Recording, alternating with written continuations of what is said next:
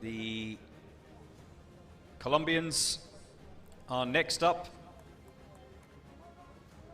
GRATE from Latin America.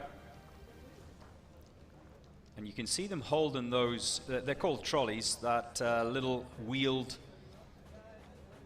device.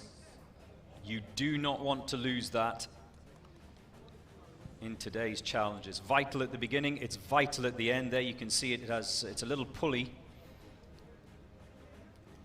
And it is so small, yet so important to what happens in today's attempts.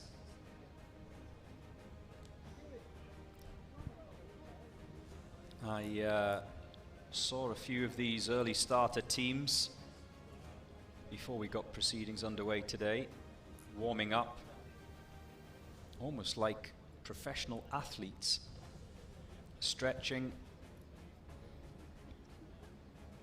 We saw yesterday a couple of injuries, one shoulder injury in particular, going over that wooden wall. Yes, it's important to be quick, but it's also important to be quick without mistakes and without injury, of course, as well.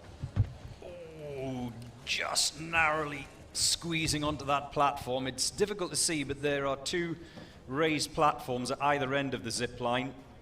And just to remind you, like I said, you can't touch the ground. If you do, you have to go back to the beginning. Now, yesterday the sniper had to retrieve his rifle from the back of the SUV. Today, he must take it with him. Now, I talked about the assaulters, and we will maybe, as we see the breacher make his way towards the door. The sniper today has 4 targets, and they are much smaller than they were on day 1 and day 2, so a more difficult challenge for the sniper today.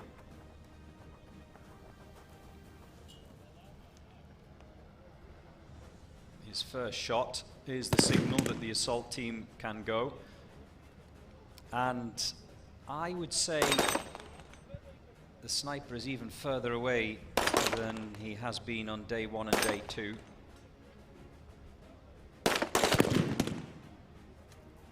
There's the third of his shots as we see the assaulters in the handgun section. And just look at these platforms. I mentioned earlier on how cold it is this morning, but more importantly, very damp with the fog. And it's made those platforms just a little bit slippy, a little bit greasy. So when they're mounting the 4 positions, as we can see, team member 2 has hit all 8 of his targets. 30-second penalty for a miss.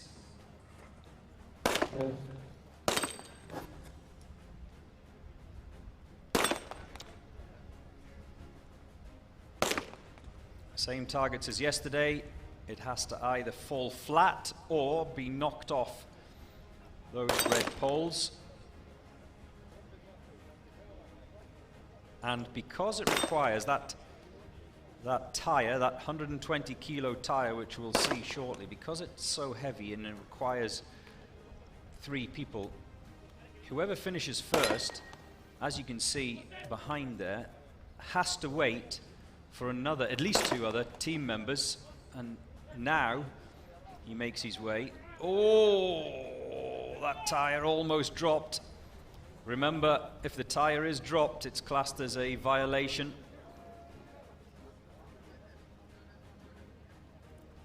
So it doesn't matter who finishes quickly when it comes to, can they get it into that zone? Yes, they can, and narrowly avoid punishment.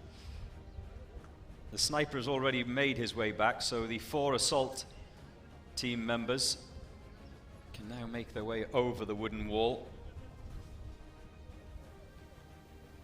And this is where technique is everything. Picking up the sniper, he himself, as they collect their trolleys, zip line wheels. And it will be interesting during the course of the morning to see how each team uses a different technique, whether it be for the tire, whether it be for carrying the police officer, because that's what today's challenge is called, the police officer down.